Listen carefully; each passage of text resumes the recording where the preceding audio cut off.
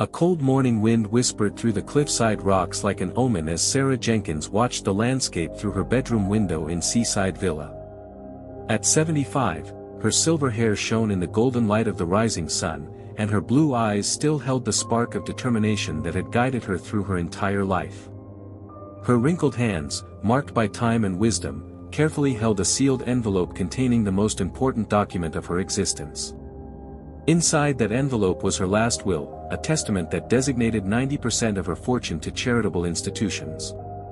It was a decision she had been nurturing for months, ever since she discovered the true extent of her wealth, and understood the transformative power it could have in the lives of less fortunate people. Sarah had always believed that true wealth wasn't in what one accumulated, but in the good one spread throughout the world. Outside, the family's white horse, Ghost, grazed peacefully in the verdant field that stretched to the cliff's edge. The 15-year-old animal knew every corner of the coastal Maine estate and every member of the Jenkins family. There was something almost magical in the way he seemed to understand human emotions, especially Sarah's, who had always treated him with special affection.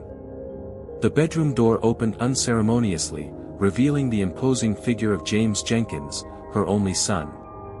At 40, he carried the typical arrogance of men born with a silver spoon in their mouths who never had to fight for anything. His impeccable Italian suit and gleaming leather shoes contrasted with the rustic simplicity of the rural environment where he had grown up. His dark eyes shone with an intensity that Sarah couldn't quite decipher, but which had lately left her unsettled. "Good morning, Mother," he said with a smile that didn't reach his eyes. "Sleep well? I've noticed you've been a bit on edge lately." Sarah held the envelope tighter, her heart quickening. She knew the time had come to reveal her decision, even knowing the consequences could be devastating. "James, I need to talk to you about something very important. It's about my will."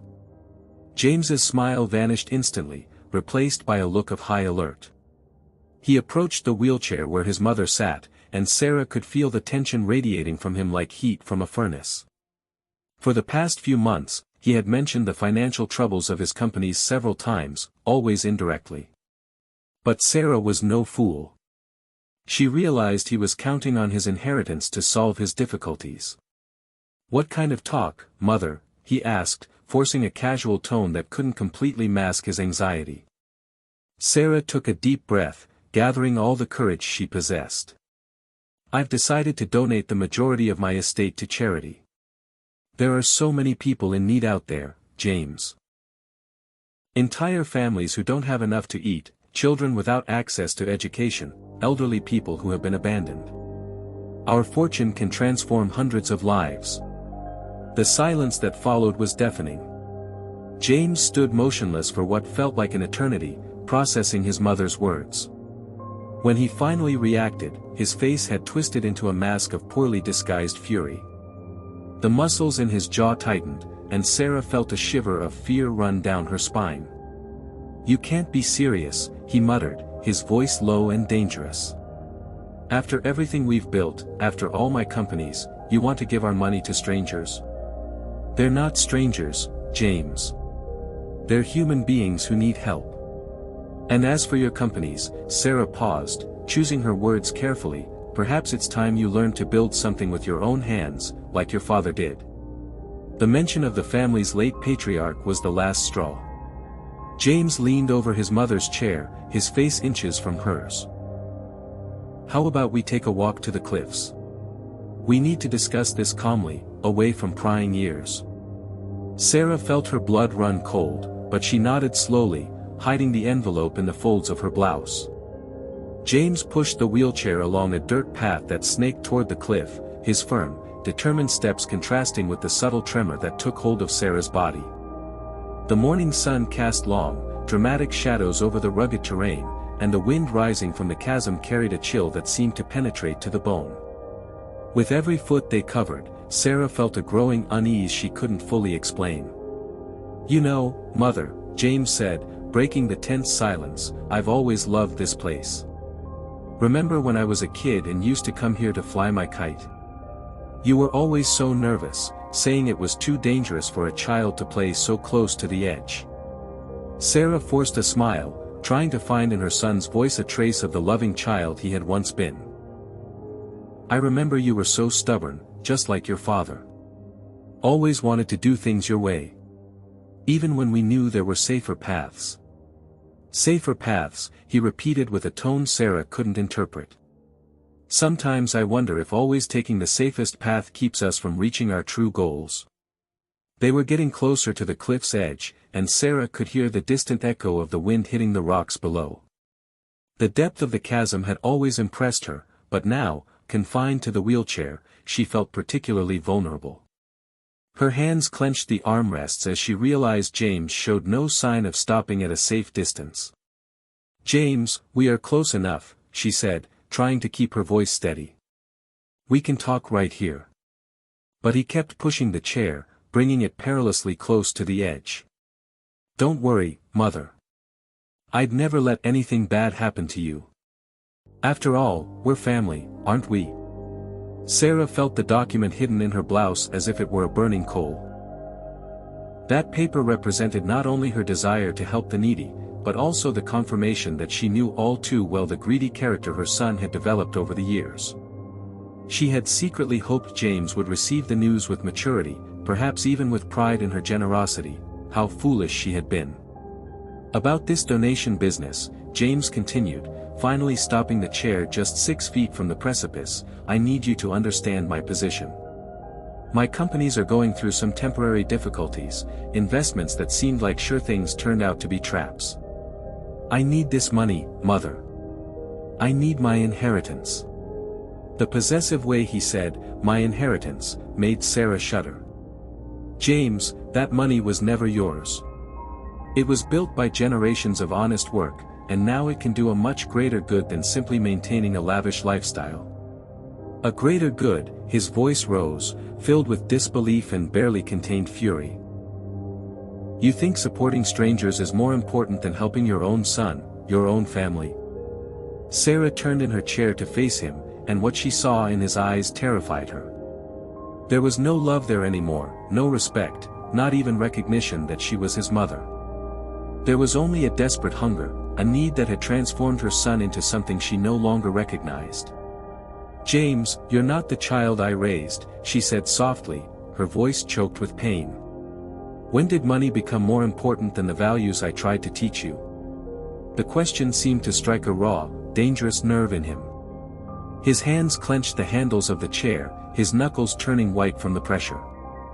"Values don't pay debts, Mother. Values don't save companies from bankruptcy. Values don't maintain a man's dignity when he loses everything. Dignity is built with character, not with money," Sarah replied, feeling an inner strength she didn't know she possessed, and character is shown precisely in the most difficult moments. It was then that she noticed the definitive shift in his expression.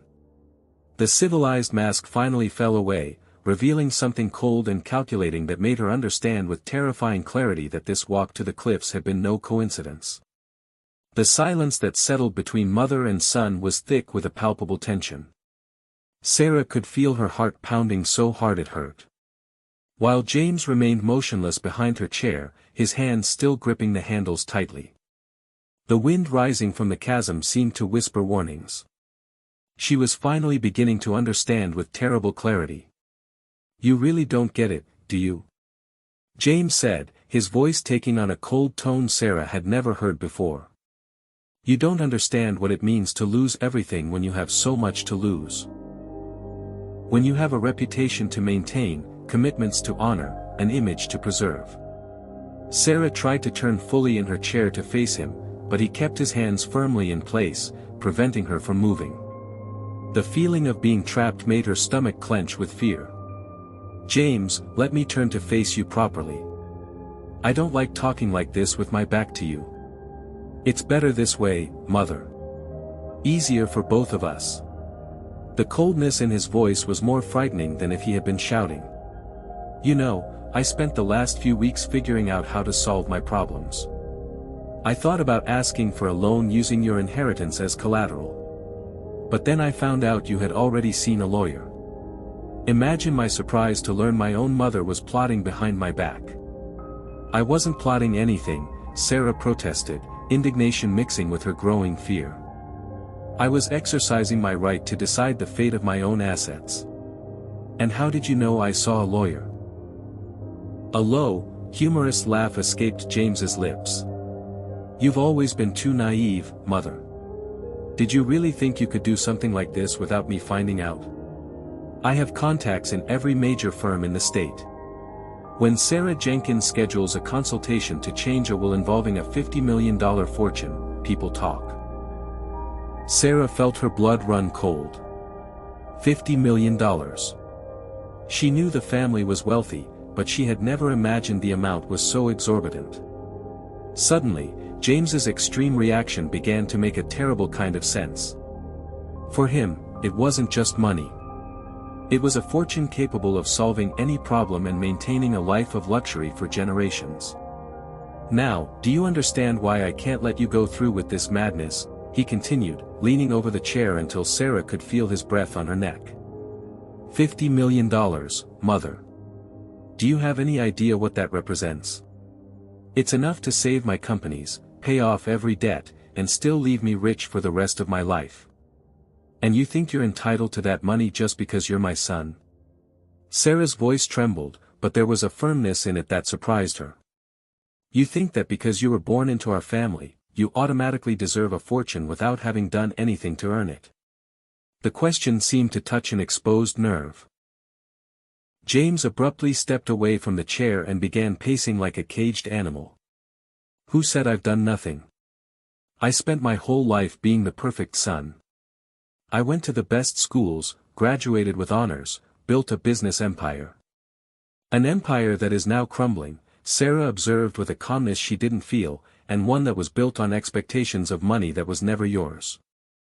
It was mine by right, he exploded, stopping abruptly and turning to her with his eyes blazing with fury. I am your only heir. That money was supposed to be mine automatically when you died. The word died hung in the air like a tangible threat. A shiver ran down Sarah's spine as she understood the sinister implication behind the phrase. Her fingers moved instinctively to the document hidden in her blouse as if it could offer some protection against what was unfolding. When I died, she repeated slowly. Interesting choice of words, James. And when exactly did you imagine that would happen? The silence that followed was more eloquent than any answer. It stretched out like an eternity, punctuated only by the wind moaning through the cliffside rocks. Sarah could feel the weight of James's gaze on her, a gaze that no longer held any trace of the filial love she had known for 40 years. It was as if she were facing a stranger, someone who wore her son's face, but possessed the soul of a completely different creature. You know, James said finally, resuming his position behind the chair, I've always admired your intelligence, Mother. Even now, I can see that sharp mind working, trying to find a way out of this uncomfortable situation. Sarah remained silent, all her instincts screaming that any word could be used against her. The document in her blouse seemed to burn against her skin, a constant reminder that it was the only barrier between James and the fortune he so desperately coveted. But you know what's funny, he continued, beginning to push the chair a few inches closer to the edge, all your wisdom, all your life experience, and you couldn't see what was right in front of you. You didn't realize that your own son had become your greatest enemy.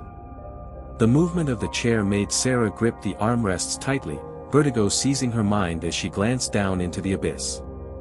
The depth was terrifying, the sharp rocks at the base of the cliff looking like teeth, waiting to devour anything that fell from above.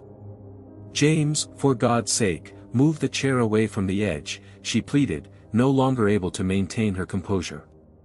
What do you think you're doing? I'm solving a problem, he answered with terrifying calm. A problem you created when you decided to give my money to strangers. You see, Mother, I discovered some interesting things when I looked into your financial situation. I found out you're even richer than I imagined, and I also found out that if something were to happen to you before this will was officially filed, I would inherit everything automatically. Sarah felt the world spin. The reality of the situation finally crystallized in her mind with brutal clarity. Her son hadn't brought her here for a conversation. He had brought her here to kill her. You've gone completely insane, she whispered, her voice filled with horror. "You're talking about murdering your own mother for money." "It's not just for money," he replied, leaning in to speak close to her ear. "It's for survival. You don't understand the pressure I've been under. The banks want their collateral. The investors want results. My partners want explanations. Without this money, I'm nothing. I'm just another failed businessman who lost everything. And you think that justifies taking the life of the one who gave you life?" Hot tears streamed down Sarah's face, but she didn't know if she was crying from sorrow or anger. "Do you think your father would be proud of the man you've become?" The mention of his dead father seemed to hit James like a slap. For a moment his mask of coldness faltered, revealing a deep pain and a confusion that perhaps even he didn't fully understand. "My father is dead, Mother, and the dead don't pay debts or save reputations. But the living carry the conscience," Sarah said, desperately trying to find something human in the son she had known. "Will you be able to live with this? Will you be able to sleep knowing you killed the woman who loved you unconditionally from the day you were born?" James straightened up slowly, and when he spoke again, his voice had regained all its previous coldness. "I'll be able to live very well with $50 million. Thank you." He positioned his hands firmly on the back of the chair, and Sarah understood that the final moment had come. In desperation, she tucked the document deeper into her blouse, hoping that her death would at least not result in James's complete victory. A few yards away, Ghost, the family's white horse, had stopped grazing and was now watching the scene with disturbing intensity. His ears were pricked, catching every nuance of the tense conversation between mother and son, and something in his animal instinct recognized the danger that hung in the air like a gathering storm. Sarah noticed the animal's presence, and for a desperate moment, her eyes met the horse's. It was as if Ghost could understand her anguish, for he began to approach slowly, his hooves clattering on the loose stones. The sound seemed to irritate James, who turned briefly to watch the animal. "Always so attached to this stupid horse," he muttered with disdain. "Dad used to say you talked to him like he was a person. How ridiculous." "Ghost has always been more loyal than you ever were," Sarah retorted, finding unexpected strength in the animal's presence. "He never betrayed me, never threatened me, never thought of harming me for his own gain." The comparison seemed to enrage James even more. "An animal can't give you the comfortable life I've always provided. An animal doesn't build companies or create jobs. An animal has no ambitions or dreams," Sarah replied. "Nor does it have greed or cruelty. I would 1,000 times prefer the honest company of Ghost to the venomous deceit of a son who only sees me as an obstacle between him and his money." Ghost was now only a few feet away, and his behavior had become visibly agitated. The horse whinnied softly, a sound that carried something Sarah could have sworn was concern. His large, expressive eyes darted between her and James, as if he were assessing the situation and trying to decide how to react. "What an interesting coincidence," James said, watching the horse with a calculating expression. "Ghost will be the only witness to your tragic accident. Of course, he won't be able to tell anyone how his dear owner tried to get too close to the edge to admire the view and ended up losing control of her wheelchair." Sarah felt her blood run cold as she heard the plan unfold in her son's sick mind. "You have it all planned out, don't you? You've thought of every detail of my death." "It wasn't difficult," he admitted with a coldness that terrified her. An elderly woman in a wheelchair, alone with her son in a dangerous place. A moment of distraction, a sudden movement. And there you have it. A terrible but understandable accident. I'll be devastated, of course. Everyone will console me for the tragic loss of my dear mother. And Ghost? You think he'll stand by quietly while you kill the person who raised him from a foal?" James looked at the horse with contempt. "Animals get used to change quickly. In a few weeks, he won't even remember you, and if he becomes a problem, well, accidents happen to horses, too." The veiled threat against Ghost was the last straw for Sarah. All the sadness and fear she felt transformed into a purifying rage. "You're a monster," she said, her voice trembling with indignation. "A monster that I unknowingly created. Where did I go so wrong to produce a creature like you?" "You went wrong when you spoiled me," James answered, moving to the side of the chair. "When you gave me everything I wanted without teaching me that sometimes you have to take what's yours by right." Ghost, as if sensing the escalating tension, took a few steps forward and let out a louder whinny, almost like a warning. The sound echoed across the cliffs, momentarily breaking the evil spell that seemed to envelop the scene. "Shut up, you stupid animal!" James shouted for the first time, losing the cold composure he had maintained throughout the conversation. And it was in that moment of distraction that Sarah made the bravest decision of her life. With a swift movement, she pulled the document from her blouse and threw it as far as she could in the opposite direction of the abyss. The document flew through the air like a wounded bird, landing among the rocks several yards away. James watched its trajectory with wide eyes, immediately understanding the significance of his mother's desperate act. For a moment, he hesitated, torn between running for the paper or dealing with Sarah first. "You cunning old woman," he snarled, the mask of civility finally shattering completely. "You think that will stop me? You think throwing the document away will save your life?" Sarah felt a strange sense of peace settle over her heart. She had done what she could to protect her final wish. And now all that was left was to face the consequences with the dignity she had always tried to maintain. "I did what was right, James. Something you could never understand." Ghost, witnessing the growing agitation, began to trot toward the fallen document. As if instinctively understanding its importance, the horse sniffed the paper and then raised his head, looking directly at Sarah with an expression she could have sworn was one of comprehension and support. "Even if you get the document back," Sarah said with a serenity that surprised her, "it won't change anything. My decision is made. My conscience is clear. And you, James, will have to live forever knowing you killed your own mother for greed. I won't be living with anything but $50 million, he yelled, positioning himself firmly behind the wheelchair. Sarah closed her eyes for a moment, remembering the good times when James was just an innocent child running through the fields of the estate, laughing and playing with Ghost. Where had that child gone? At what point had greed devoured his soul? "May God forgive you," she whispered, and the words seemed to hit James like daggers. "I don't want your forgiveness," he screamed, his hands trembling with rage on the chair's handles. "I want my inheritance." With a sudden, violent motion, James shoved the wheelchair toward the edge of the cliff. Sarah felt the world move in slow motion, the wind from the abyss rising to meet her, the sharp rocks below approaching with terrifying speed. Ghost let out a shrill neigh of panic and protest, a sound that echoed across the cliffs like a battle cry. The horse bolted toward the edge as if trying in some impossible way to intercept the fall of the woman who had raised him with such care. Sarah felt the wheelchair shatter on the first impact against the protruding rocks.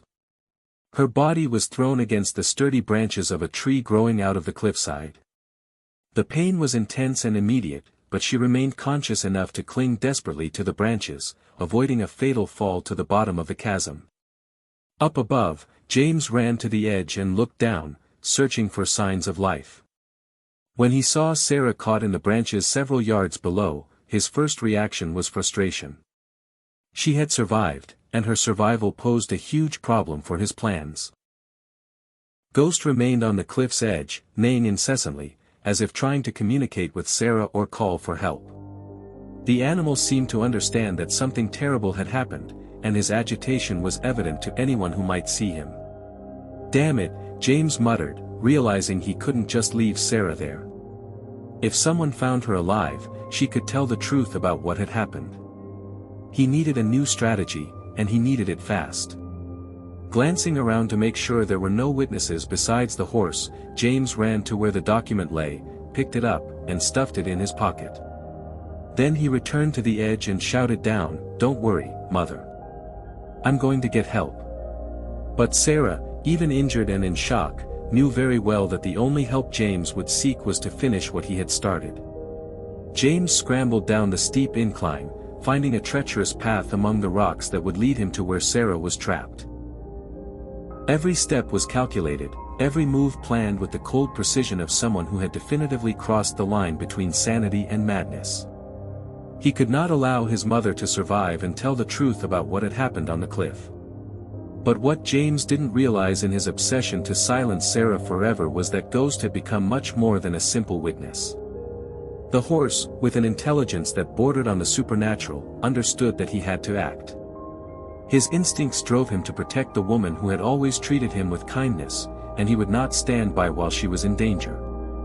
While James struggled to descend to the rocky ledge where Sarah clung to the branches, Ghost made a decision that would completely change the course of events. The horse bolted toward the main house of the estate, galloping with an urgency that immediately caught the attention of Daniel Rossi, the groundskeeper, who had worked for the family for over 20 years. Daniel was mending a fence near the house when he saw Ghost approaching at a full gallop, neighing loudly and repeatedly. The animal's behavior was so unusual that the groundskeeper immediately dropped his tools and ran toward the horse. "What is it, Ghost? What's wrong, boy?" Daniel asked, trying to calm the agitated animal. But Ghost wouldn't calm down. Instead, he began to run in circles around Daniel, then would head a few yards toward the cliffs and back as if trying to communicate something urgent. The groundskeeper, who had grown up in the countryside and knew how to read animal behavior, understood at once that something was very wrong. "Mrs. Jenkins," Daniel muttered, a shiver of fear running down his spine. "Where's Mrs. Jenkins, Ghost?" The horse neighed loudly and began to gallop toward the cliffs, occasionally stopping to look back and make sure Daniel was following. The groundskeeper, even at 60, ran after the animal with surprising agility, his heart pounding with worry. Meanwhile, down on the rocky ledge, Sarah fought to stay conscious. Her arms ached terribly from the effort of clinging to the branches, and she could feel cuts and bruises all over her body. But the physical pain was nothing compared to the emotional pain of knowing her own son had tried to kill her. James finally reached the ledge a few feet above where Sarah was trapped. He watched her for a moment, assessing the situation with the coldness of a predator. "Well, Mother, it looks like your luck has run out." "James, please," Sarah managed to whisper, her voice raw with pain and exhaustion. "There's still time to stop this madness. We can still talk. Find a solution." "The only solution is for you to stop breathing," he replied with a cruelty that made Sarah shudder. "And since the fall didn't do the job, I'll have to handle it another way." James began searching for loose rocks he could hurl at Sarah when a distant sound caught his attention. It was the sound of hooves approaching quickly, accompanied by human shouts. He froze, realizing someone was coming toward the cliffs. "Mrs. Jenkins! Mrs. Jenkins, where are you?" yelled Daniel's voice, still distant, but getting closer.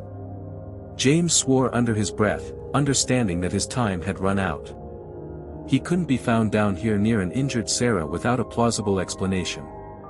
Quickly, he began to climb back up the rocky path, his mind working furiously to concoct a convincing story. Sarah heard Daniel's familiar voice and felt a wave of hope wash over her. "Down here, Daniel," she cried out with all the strength she could muster. "I'm down here." When Daniel reached the edge of the cliff, accompanied by Ghost, and looked down, what he saw horrified him. Daniel Rossi stood frozen for a moment, staring down at Sarah, clinging precariously to the branches of the tree growing from the cliffside. The sight of the elderly woman, injured and in such a perilous situation, made his heart pound with terror and determination. 20 years of working for the Jenkins family had forged bonds that went far beyond a simple professional relationship. "Oh my God, Mrs. Jenkins, how on earth did you end up down there?" he shouted, his voice echoing across the chasm. "Daniel, help me, please," Sarah managed to reply, her voice weak, but filled with relief. "I can't hold on much longer."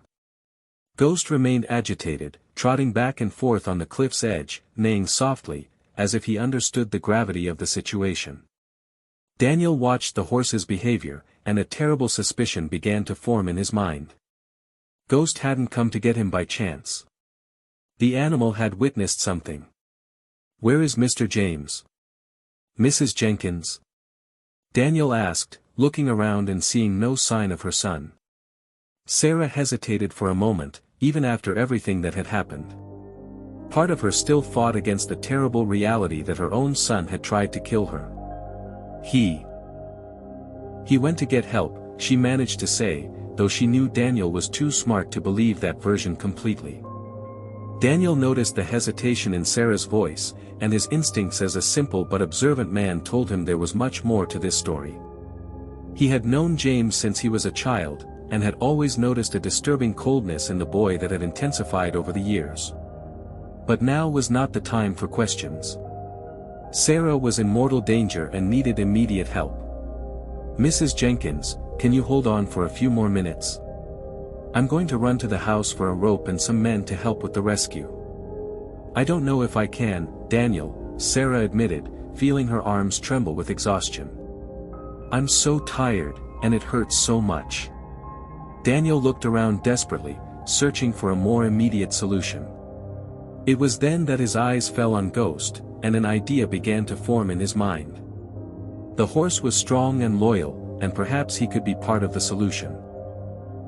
"Ghost, come here, boy," Daniel called, approaching the animal.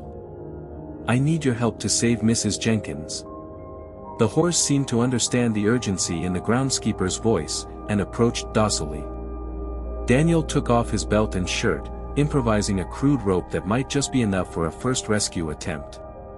"Mrs. Jenkins, I'm going to try to get down to you using Ghost as an anchor, but you have to promise me you'll hold on tight no matter what." "I promise, Daniel. Do whatever it takes." Daniel tied his makeshift rope around Ghost's midsection, testing the strength of the knot. The horse stood perfectly still, as if he fully understood his role in the rescue operation. With extreme care, Daniel began to lower himself down the side of the cliff, using the animal's strength as an anchor. The descent was terrifying. At any moment, the improvised rope could break, or Ghost could get spooked and move, causing an even greater tragedy. But Daniel persisted, driven by the loyalty and affection he felt for Sarah, who had always treated him like family. When he finally reached the ledge where Sarah was trapped, Daniel could see the extent of her injuries up close. She was pale, with cuts on her face and arms, and clearly in shock, but her eyes still shone with that determination he had always admired in her. "Now for the hard part, Mrs. Jenkins," Daniel said, assessing how he could get her back to the surface. "You're going to have to trust me completely." It was then that he noticed something that gave him pause. There were strange marks in the dirt around the ledge, marks that seemed to indicate someone had been there recently. Daniel studied the marks in the dirt with growing suspicion. They were fresh men's footprints, clearly from someone who had climbed down to this ledge after Sarah's fall. The groundskeeper felt a chill run down his spine as he understood the terrible implication.